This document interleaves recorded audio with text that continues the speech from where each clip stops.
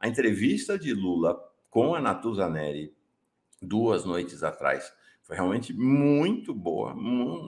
Deu um show a Natuza na agenda da entrevista e foi uma entrevista fundamental para olhar para Lula nesse pós. Ele fez afirmações muito eloquentes, muito duras. Eu acho que é o grande fato comunicacional e político depois da reação aos atentados.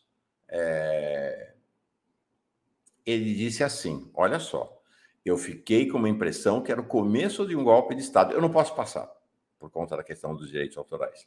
Então, eu vou registrar aqui. Eu fiquei com uma impressão que era o começo de golpe de Estado. Eu fiquei com a impressão, inclusive, que o pessoal estava acatando ordem e orientação que o Bolsonaro deu durante muito tempo. Muito tempo ele mandou invadir a Suprema Corte, muito tempo ele desacreditou o Congresso Nacional, muito tempo ele pedia que o povo andasse armado, que isso era democracia. Olha isso aqui, olha essa crítica de Lula. Aqui nós temos a inteligência do Exército, nós temos a inteligência do GSI, aí nós temos a inteligência da Marinha, nós temos a inteligência da Aeronáutica. Portanto, ele está falando do universo militar, da inteligência militar. Ou seja, a verdade é que nenhuma dessas inteligências serviu para avisar o presidente da República, ou seja, que poderia ter acontecido isso. Se eu soubesse na sexta-feira que viriam 8.000 pessoas aqui, eu não teria saído a Brasília. Mas houve negligência de quem tinha obrigação de tomar conta do palácio. Houve negligência, não sei se do secretário de toda a polícia ou de quem foi a negligência da Polícia Militar de Brasília. Então, você vê que tem a crítica à inteligência militar, a crítica à PM. Mais adiante, Lula diz o seguinte, todos que participaram do ato golpista serão punidos. Será um tema da reunião dele hoje com os militares. Tem uma versão que os militares deixaram vazado que eles vão topar as punições. Vamos ver. Vamos ver. Vamos ver se eles vão topar as punições mesmo, porque topar as punições quer dizer punir centenas, talvez milhares de militares. Vamos ver. Todos serão punidos, não importa a patente, não importa a força que ele participe, ou seja, qual força? Marinha, Exército, Aeronáutica. Todos que a gente descobrir que participaram dos atos serão punidos. Por exemplo, já se sabe que houve vários militares da ativa atuantes na presidência da República durante o governo Bolsonaro que estavam nos acampamentos, que foram aos acampamentos. Serão punidos ou não? Todos terão que ser afastados das suas funções e vão responder diante da lei. Né? Lula, durante a entrevista, faz uma crítica direta ao G. Dias. Eu vou falar, essa é a primeira fala dele, que é o general Dias, o chefe do GSI. Foi muito contundente. Nunca houve uma entrevista de um presidente da República como esta de Lula a Natuzaneri. A impressão que a gente tinha era que a polícia estava dando... Ele está falando agora do evento da diplomação. Era que a polícia estava dando guarida às pessoas, protegendo as pessoas que estavam fazendo quebra-quebra. Veja essa declaração de Lula, fundamental. Então, nós vamos apurar com muita paciência. Eu não quero ser precipitado, eu não quero cometer o erro que foi cometido na década de 70 contra a esquerda. Você prendia, torturava, nós não vamos fazer isso. Ele colocou o dedo na ferida. Deixou claro. Ele trouxe à tona, e por isso a presença de Pedro Dalari hoje aqui é tão importante, o esquema de assassinatos e torturas cometidos pela ditadura militar. E digo para vocês, é ditadura militar? Tem nome e sobrenome, né? Ditadura militar. É disso que se trata. No começo, Lula diz o seguinte, veja que interessante isso. Veja que interessante. Eu, quando estou em Araraquara, lá no domingo, eu começo a saber das notícias. Fui para a sede da Prefeitura de Araraquara, fiquei acompanhando pelo computador as imagens lá no dia 8, e eu liguei para o general Gonçalves Dias, o G. Dias, como é conhecido, que é o chefe do GSI, e dizia, ô ministro, onde é que estão os soldados? Porque eu não via soldado, só via gente entrando, não via soldado reagindo. Ele dizia que tinha chamado soldados, ou seja, e esses soldados não apareciam. Eu fui ficando irritado porque não era possível a facilidade com que as pessoas invadiram o palácio do presidente da República. E, na verdade, eles não quebraram para entrar. Eles entraram porque a porta estava aberta. Alguém de dentro do palácio abriu a porta para eles. Só pode ter sido, houve conivência de alguém que estava ali dentro. Foi, de fato, a fala mais dura de Lula e de um presidente da República contra os militares nesse país. Lula foi muito, muito contundente e ontem ele retomou essa contundência na reunião com os reitores. Vamos ver? Olha, eu quando comecei a falar com vocês perceberam que eu até gaguejei um pouco, porque eu estava emocionado com esse encontro. Emocionado, porque era impensável.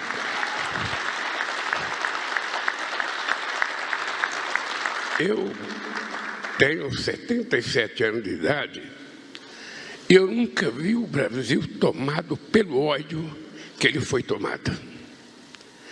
E ele foi tomado pelo ódio porque, em algum momento, esse país teve muita gente que começou a negar a política.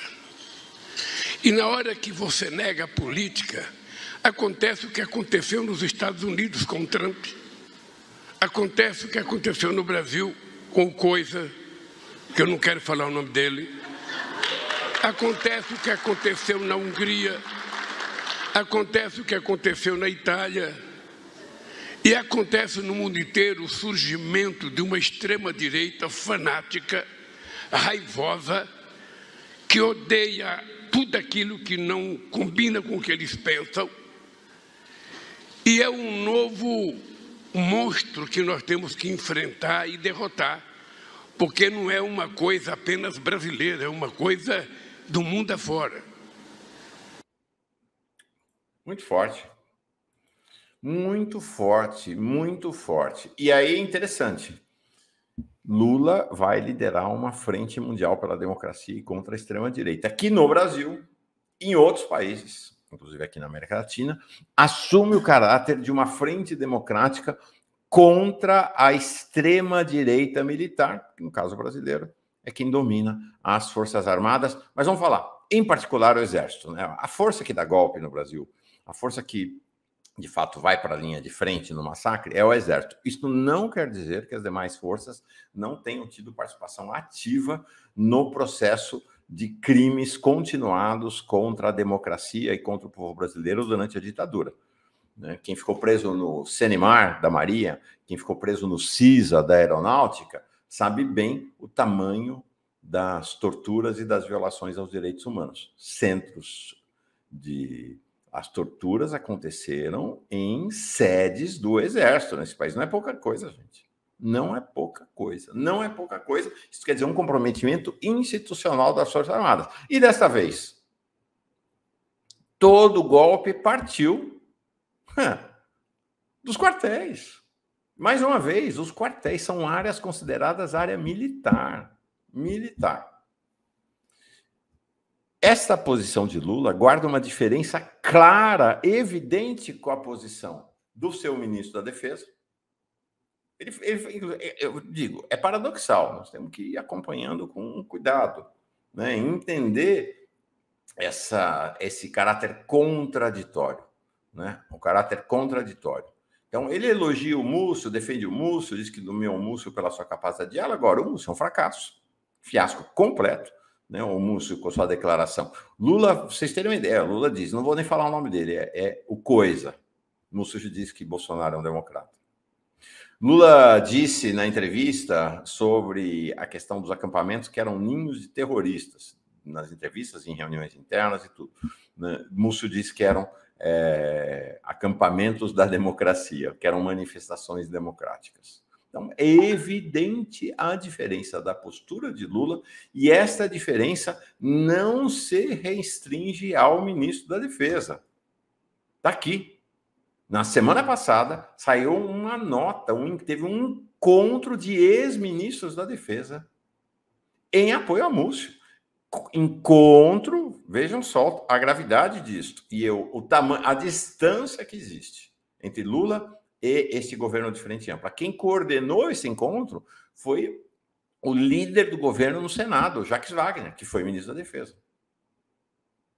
Então, acorreram esse encontro. Nelson Jobim, veja as conexões. Veja as conexões.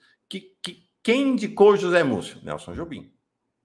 Participaram do encontro Raul Jungmann, o general Fernando, Aldo Rebelo. Aldo Rebelo é alguém de extrema-direita hoje, né? É um vassalo dos militares da extrema-direita. O general Fernando Lima e Silva, acho que, se não estou enganado, esse é o nome completo dele, foi ministro da Defesa do Bolsonaro. Diz que ele é um democrata, ele se recusou a participar lá do golpe do 7 de setembro, mas é o seguinte, querides, algum de vocês aí toparia participar do governo Bolsonaro? E o Raul Jungmann, participante ativíssimo no golpe contra a Dilma. Eu vou, daqui a pouquinho, eu conto para vocês de quem o Raul Jungmann é sócio. E aí nós vamos entendendo a profundidade, nós vamos entendendo o bastidor desse tipo de articulação. Achei curioso, na ocasião, que o Celso Amorim, que hoje é o chefe da assessoria de Lula lá no Palácio, não participou da reunião, não se manifestou, mas ele acabou se manifestando. Paulo Antônio Henrique, aquele pulha do general Etchegóin, chamou Lula de covarde. É disso que nós vamos falar. Covarde é ele, general sócio e herdeiro da maior covardia, que é a tortura. Vamos falar dele exatamente daqui a pouquinho. Mas antes disso, registrar. Ontem, o Celso Amorim veio na mesma linha dos ex-ministros da Defesa, dizendo que se os militares quisessem dar golpe, teriam ido além, inocentando as Forças Armadas de qualquer relação com os eventos, dizendo que eles não tem nada a ver de golpe. Será que não tem nada a ver com golpe? Será que não tem nada a ver com golpe? Chegamos no Etchegóin. Na quarta-feira, a resposta de Etchegóin, aquele encontro, lembro que a Lula bateu duro nos militares no café da manhã, na quinta da semana passada, com jornalistas, e voltou a bater nessa entrevista com a Globo News na quarta-feira agora. Ele foi para cima do Lula, dizendo que era profunda covardia. Diz que é uma velha técnica de procurar culpados, de achar alguém para pagar o pato por aqui. Nós vamos falar sobre ele bastante com o Pedro Dallari daqui a pouquinho. Agora, olha que interessante as conexões. Você sabia que o general Etchegóin é sócio do Raul Jungmann? Pois bem, os dois têm uma empresa chamada Compliance. A rigor, Compliance os órgãos de compliance são os órgãos que deveriam garantir, porque no capitalismo a gente sabe como a coisa funciona, a prevalência da ética no ambiente de negócios das empresas. Este homem, vocês entendem alguma coisa de compliance? Ele e Jungmann, que deram golpe contra a Dilma. Vamos falar um pouco disso. Sócios, dá para entender as conexões? Dá para entender as conexões que rolam? Olha que interessante. Santa Janja. A democracia precisa erguer um altar para Alexandre de Moraes, agora para Janja também. O que acontece? Naquele 8 de janeiro, olha, gente, nós corremos um risco sem tamanho. E quero dizer para vocês, o ministro Múcio, naquela idade, dizer que ele é inocente, naquela idade, com a experiência que ele tem, dizer que ele é inocente, no telefonema dele com o Lula, quando o pau já estava comendo em Brasília, qual é a proposta do José Múcio? Decretar a GLO, decretar uma GLO, um decreto de garantia da lei e da ordem, para entregar o poder aos militares. O Lula só conversa, exceto quando ele está em condição de muita gente ao redor, mas, em geral, ele conversa pelo viva voz.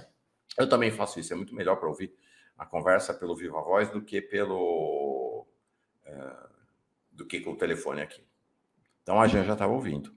E aí o Múcio propõe a GLO, e a Janja se levanta. E praticamente aos gritos ela diz: GLO não, GLO é golpe, é golpe. E na entrevista da Globo News, Lula vai dizer exatamente isso.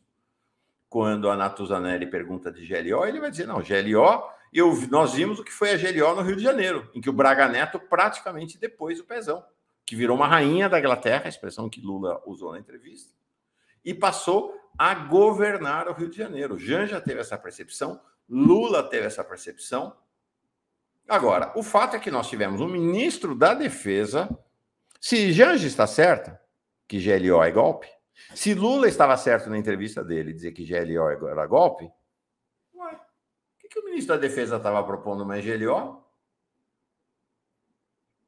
O ministro da Defesa estava propondo um golpe de Estado. O ministro da Defesa estava propondo um golpe de Estado. Não tem outra conclusão. É disso que se trata. Genuíno aqui falou que Lula é um gradualista, né? Para vocês dizerem, a irritação profunda dele com o tal do general Dias, o G. Dias, né? Que foi absolutamente inoperante, para não dizer conivente com a invasão lá do Planalto, que é o chefe do GSI, não demitiu nenhum dos dois. O Genuíno trouxe aqui, falou, Lula é um gradualista, ele vai fazendo aos poucos, vai fazer devagar. Tem aqui o Antônio Carlos Melo Silva, que acha que eu sou um perseguidor dos militares, dizendo que Lula vai modernizar as Forças Armadas que estão no século XVIII. Pois bem, essa foi a perspectiva de Lula nos 2 primeiros governos dele. O Lula não se cansa de dizer que ele foi o presidente que mais investiu nas Forças Armadas. Adiantou alguma coisa? Eles continuaram golpistas. Eles continuaram e continuam. As Forças Armadas brasileiras, o Exército Especial, é estruturalmente golpista, é disso que se trata. E o ministro da Defesa propôs um golpe. Né? Propôs a Lula que ele aceitasse um golpe. Lula disse claramente na entrevista, se eu aceito o GLO, acaba o meu poder. Eu viro uma rainha da Inglaterra. Era o golpe. Era o golpe. E isto é o seguinte, é esta articulação de um comando das Forças Armadas que está profundamente inspirado pela lógica do golpe e da tortura. Esta figura terrível, dá até arrepios de ver, Carlos Alberto Brilhante Ustra, nós vamos conversar daqui a pouquinho com Pedro Dallari sobre essa figura e tudo que ele patrocinou com apoio, não diretamente, necessariamente, desses militares, que foi a geração anterior que fez isso, mas com esses militares que protegeram a geração anterior. Que protegeram a geração anterior, estão imbuídos do mesmo espírito. Vamos lembrar que o herói de Jair Bolsonaro é Ustra. Isso não é um tema de bastidor, ele falou isso. Ele teve a ousadia criminosa de dedicar o voto dele no golpe contra Dilma ao general Carlos Alberto Brilhante de Ustra, dizendo que era o terror de Dilma. É dessa gente que nós estamos falando. É com gente desse nível que nós estamos tratando. E o Bolsonaro, e o Braga Neto, e o Vilas Boas, e o Etchegóin, e o general Heleno, é tudo gente da mesma cepa. É tudo galho da mesma árvore.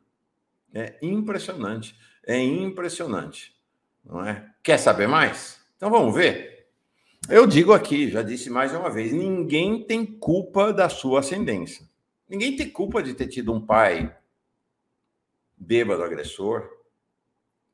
Ninguém tem culpa de ter tido um avô criminoso. Não tem. Ninguém tem culpa. Ninguém é culpado pela sua ascendência. Ninguém é culpado pela sua genealogia. Agora, quando você assume para si, incorpora e defende os atos daqueles que vieram antes de você, aí você passa a ser sócio. Aí você passa a ser integrante. Então a gente viu isso esses dias com este tenente-coronel que até anteontem estava lotado no GSI, que está em Miami com o Jair Bolsonaro. Pois é. Cujo nome é Marcelo Ustra. É um primo bisneto do Carlos Alberto Brilhante Ustra. Este sujeito, que é tenente-coronel da ativa, está nas Forças Armadas. Alguém diz, mas tem processo. Bom, então alguém pode cometer crime nas Forças Armadas e não tem processo? E não se inicia um processo de expulsão? De prisão? Olha o post desse sujeito. Não é que ele fez esse post quando era um menino, quando era jovem. Ele parece bonitinho ali, né? Bonitinho por fora. Né? Não, agora, dia 26 de novembro de 2022, olha o que esse sujeito escreveu. Coronel Carlos Alberto Brilhante Ustra. Alguém, pelo amor de Deus, ressuscitem este homem urgente. Eu já observei que é um semi-analfabeto, né, como esta geração militar toda, e a que está vindo depois, né, gente muito ignorante.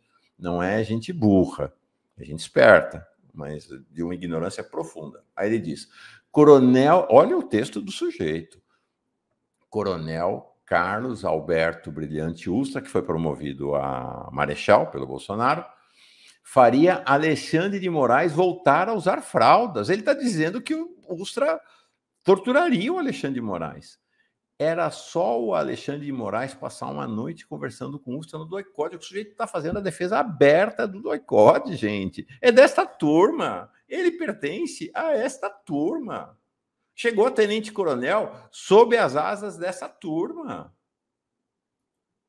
Carlos Alberto Brilhante Ustra, eu sempre digo aqui, torturou Amélia Telles, nós já conversamos com ela aqui, nós vamos conversar daqui a pouco com o Pedro Dalares. Ele dava choque no ânus, na vagina, na boca, no ouvido, nos olhos de Amélia Telles. Depois de torturá-la por dias, ela foi estuprada lá no DOICODE, pela equipe sob comando dele. O Ustra pessoalmente levou os filhos dela, de 7 e 9 anos na época, para vê-la nua, torturada.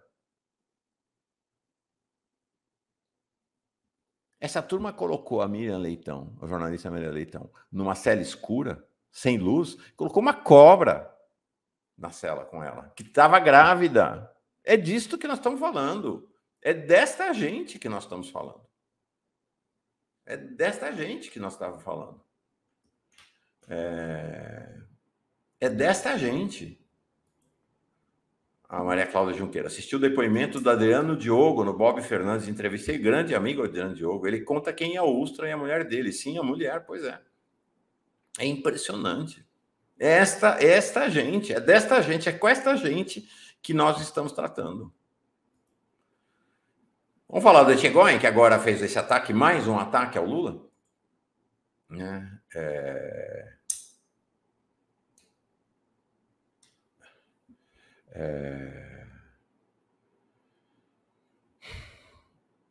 Aqui, a Pete Dalari mandou uma mensagem aqui. Onde encontra a ilustração Brilha uma Estrela que você mostrou hoje? Obrigada pelo trabalho incansável. Quem me mandou foi... Eu vou perguntar para ele, tá? Quem me mandou foi o Emir Sader. Eu não sei onde encontra ela. Pois bem, vamos falar dessa figura que é uma figura central. Tem duas figuras centrais nessa contemporaneidade a partir do golpe de 2016, que não são, talvez, figuras centrais nesta... Uma delas é, né, nessa tentativa de golpe agora, que é o general Sérgio Etchegoyen e o general Vilas Boas. Vocês estão vendo ali o general Etchegoyen, ele está na reserva agora, na ativa. Vocês estão vendo aquela foto lá em cima? Na foto acima, quem está é o Garrastazu Azul Médici, um dos maiores ditadores da história, ao lado do então chefe do SNI, o general Figueiredo, que depois foi presidente do país, general-presidente do país. Houve uma reunião cuja documentação dela foi liberada recentemente pelo Departamento de Estado, do qual esses dois participaram,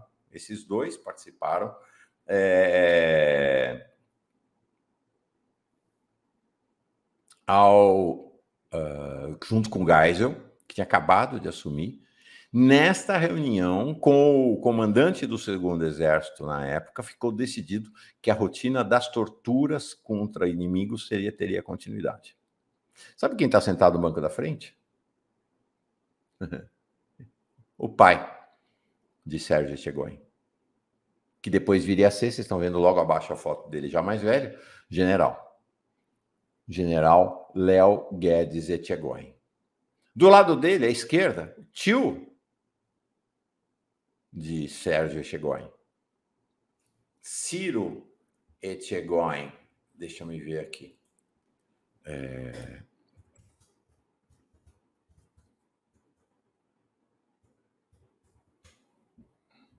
Ciro Guedes Etchegoyen.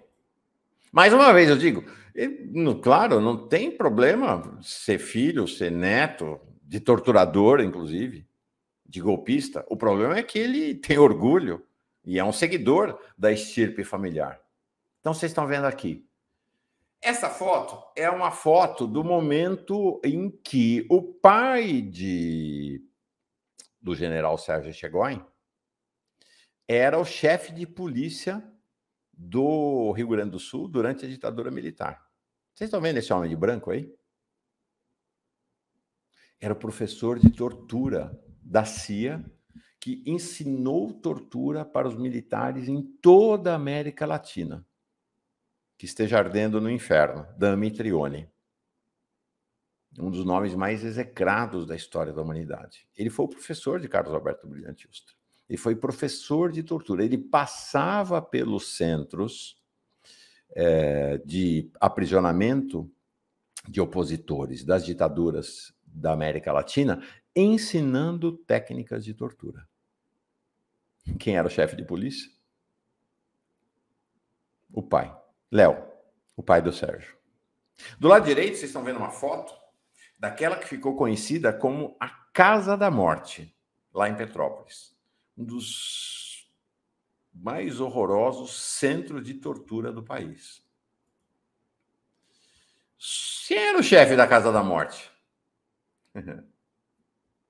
O tio do Sérgio, o Ciro. É disto que nós estamos falando.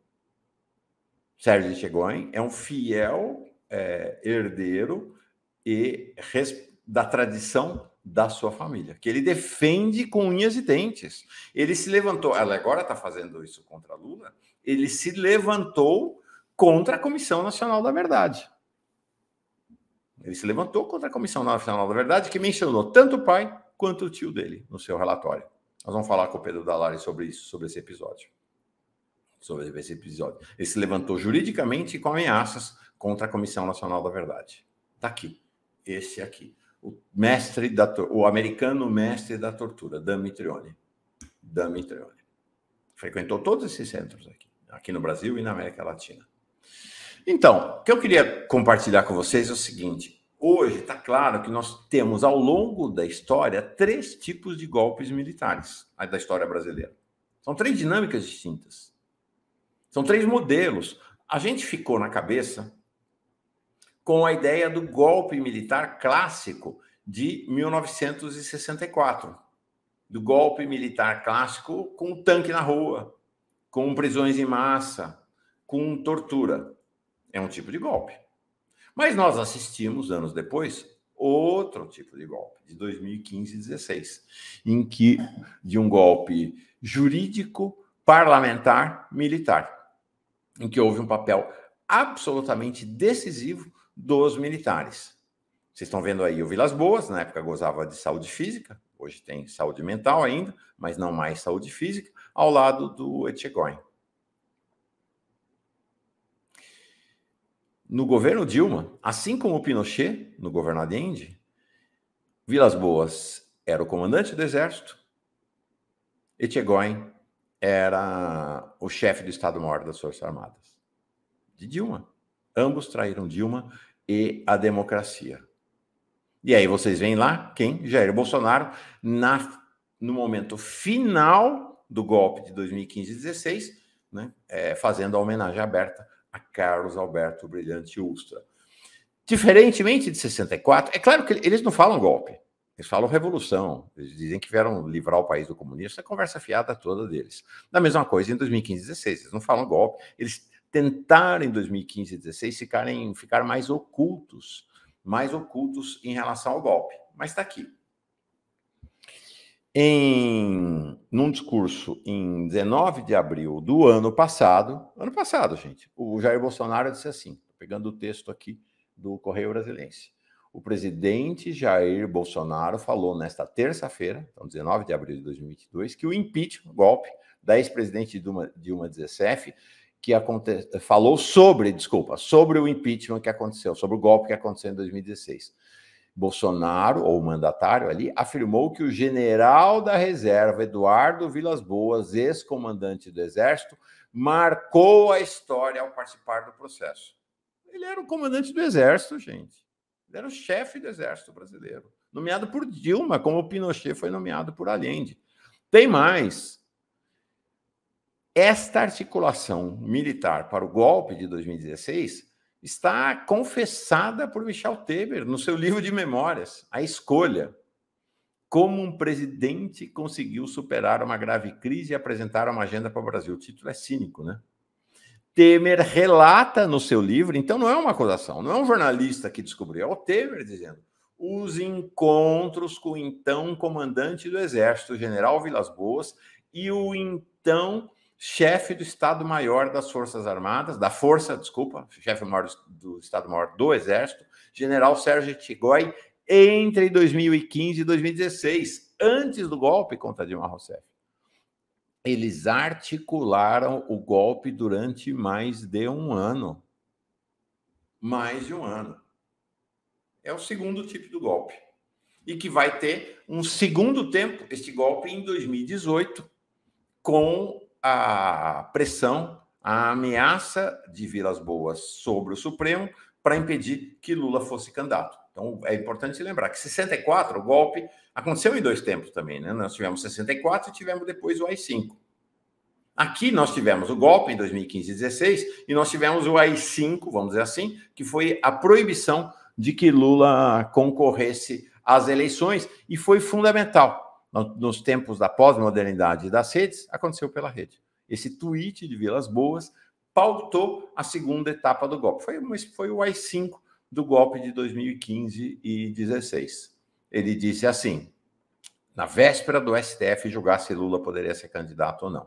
Nesta situação que vive o Brasil, resta perguntar às instituições e ao povo quem realmente está pensando no bem do país e das gerações futuras e quem está preocupado apenas com o interesse pessoal, como se Lula se candidatar seria interesse pessoal dele. Assegura a nação, olha só que grave, que o Exército Brasileiro julga compartilhar o anseio de todos os cidadãos de bem. Nós vimos, né? Nós vimos agora os cidadãos de bem, né? Do Vilas Boas. De repúdio à impunidade e de respeito à Constituição. É sempre assim, tá? É importante dizer, todo golpe ao longo da história é um golpe que diz defender a Constituição, a paz social e a democracia, bem como se mantém atento às suas missões institucionais. Pois bem, 2023. Então nós vimos um tipo de golpe com tanque na rua, 1964. Nós vimos um tipo de golpe de articulação de bastidor combinada com pressões públicas em 2015 e 2016, com a segunda etapa em 2018, e agora a tentativa de golpe. As duas foram bem-sucedidas. 64 e 2015 e 2016 foram bem-sucedidas. Agora nós vimos a tentativa de golpe militar, que falhou 2023. Neste golpe, mais uma vez, de onde saiu o golpe? De onde saiu a tentativa de golpe que se chama Capitólio Brasileiro? O golpe saiu do quartel-general do Exército. Mais uma vez, não é de fora do quartel-general do Exército. A área em frente ao quartel-general do Exército e aos quartéis do país inteiro, onde estiveram os acampamentos que o tempo inteiro manifestaram-se abertamente pelo golpe de Estado, são áreas militares. Tanto que as forças civis não puderam tocar neles esse tempo todo. São áreas militares. Portanto, o golpe de 8 de janeiro saiu de uma área militar. E nós vimos, na noite do 8 de janeiro, quando a intervenção em Brasília, a intervenção federal decretada por Lula, que se recusou a aceitar o golpe proposto por Múcio, né? Lula disse claramente, Múcio propôs um golpe de Estado com a GLO. Ele falou, a Janja gritou e Lula não entrou nessa, né? GLO é golpe. Quando ele se recusa a fazer isto, e aí tem a intervenção na segurança pública, no final da noite de 8 de janeiro, o interventor manda a Polícia Federal, a Polícia Militar, ir para o QG do Exército prender os terroristas golpistas. O que acontece? Vocês estão vendo ali? São as tropas do Exército diante do QG impedindo o acesso da PM para prendê-los.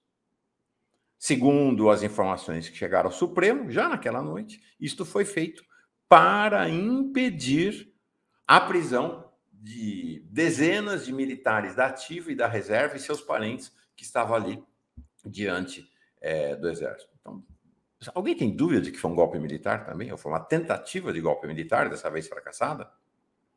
Hoje sai na Folha essa informação. Militares que trabalhavam na presidência foram a atos golpistas em frente ao quartel.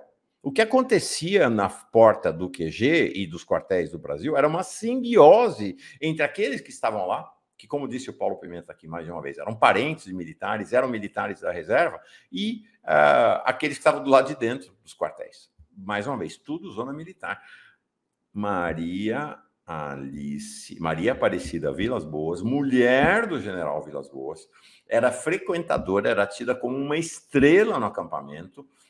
Eu mostrei o vídeo aqui dela passando no acampamento com uma daquelas vans que levam pessoas com deficiência. O general Vilas Boas hoje está preso numa cadeira de rodas, e buzinando e fazendo sinal para indicar que o Vilas Boas estava lá. Esse vídeo aqui nós mostrando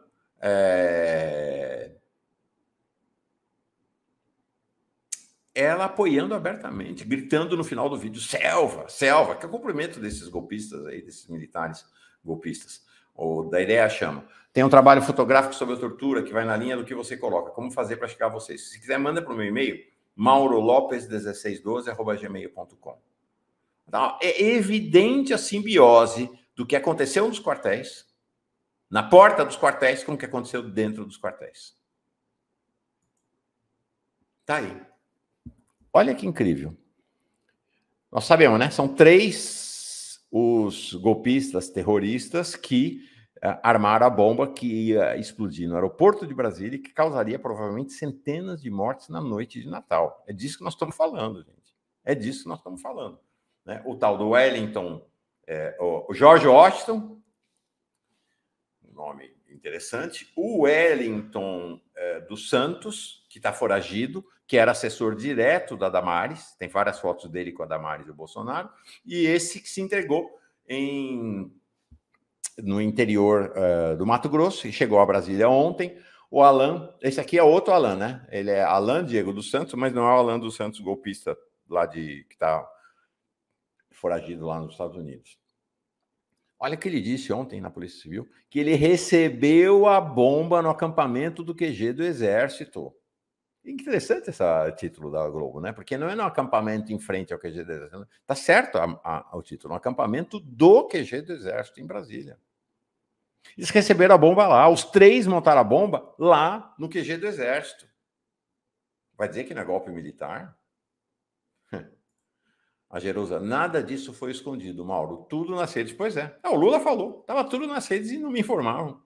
E não me informaram. Professor Isaías, como punir militares golpistas com essa justiça militar? Pois é, essa é uma questão, um bom tema para tratar daqui a 2 minutinhos com o Pedro Dallari. Né? Bolsonaro deveria ter sido preso e expulso das Forças Armadas por ato terrorista, mas foi aposentado aos 33 anos e depois se transformou no herói das Forças Armadas em geral e, mais uma vez, em particular, do Exército.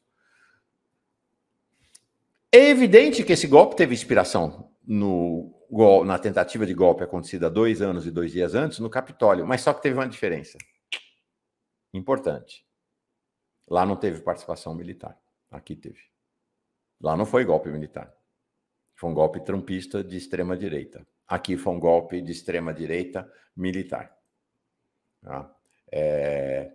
Interessante que vale a pena olhar essa articulação, que aí tem a ver com a articulação de 2015 e 2016 e com a articulação de 64, que é a articulação empresarial.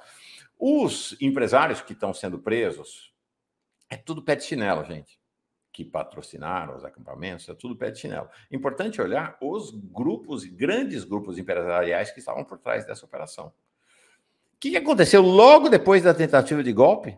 Vamos lembrar? A destituição de Josué Gomes da presidência da Fiesp. Ele voltou. Ontem a Fiesp comunicou que não tem nada disso, não. O golpe lá foi derrotado também, que ele voltou. Alguém tem dúvida que se o golpe de 8 de janeiro tivesse sido sucedido, ele também não voltaria? Que era uma articulação muito maior do que malucos, vândalos. Hoje, Lula tem reunião com os comandantes militares. Agora, às 10 da manhã, ele vai receber E aí a Ana Flor, eles deixaram vazar esses dias que eles são a favor da punição a militares que participaram dos atos golpistas. Vamos ver? Vamos ver que militares? Vai ser punido os generais serão punidos que participaram? Vilas Boas será punido? Etchegóin será punido? Braga Neto será punido? A gente sabe, né? A gente sabe. Hoje tem reunião de Lula com os comandantes militares. Ela foi presidida por uma reunião, né, foi condenada essa reunião por todos os que participaram do debate sobre a questão militar aqui esta semana. Genuíno, Eduardo Costa Pinto e... Esqueci. Já lembro o nome dele. Manuel Domingos.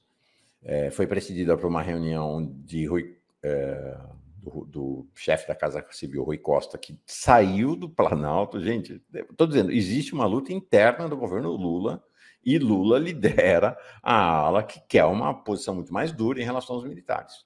Então vai ter esta reunião hoje. Acho muito sintomática a presença do Josué Gomes nessa reunião. Lula, na entrevista com a Natuza Neri, disse que o Josué Gomes participaria de uma outra reunião mais à frente. Não, mas ele vai hoje para discutir a reestruturação da indústria, o Genuíno tem falado bastante disso, da indústria da defesa brasileira,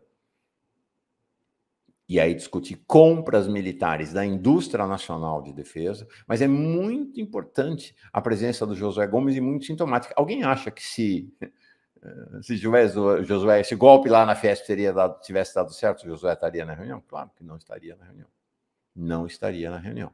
Então vai estar o comandante o José Múcio, o comandante do Exército, o Júlio César Arruda, o comandante da Marinha, que está sendo, talvez está tendo a postura mais assertiva ao lado de Lula, o almirante Olsen, e o comandante da Aeronáutica, o tenente Damasceno, também tem tido uma postura bem mais razoável do que a do comandante do Exército. Vamos lembrar o comandante do Exército que na noite do dia 8 disse a Flávio Dino, aqui você não entra, você não vai prender ninguém.